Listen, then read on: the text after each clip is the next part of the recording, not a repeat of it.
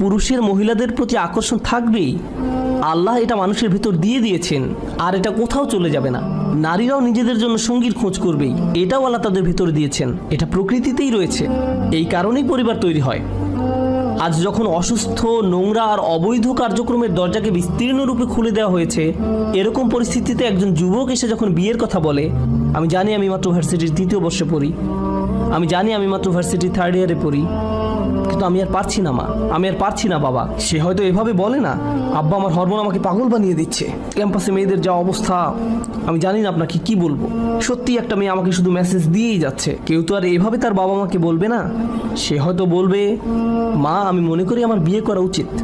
সে ইঙ্গিতে ভালোভাবে বলার চেষ্টা করবে। আর তখন কোনো পিতামাতা এই যুবক ছেলেটাকে অপমানিত করতে শুরু করলো। ওহ, তুমি ধৈর্য ধরতে পারো না, নিজেকে নিয়ন্ত্রণ করতে পারো না।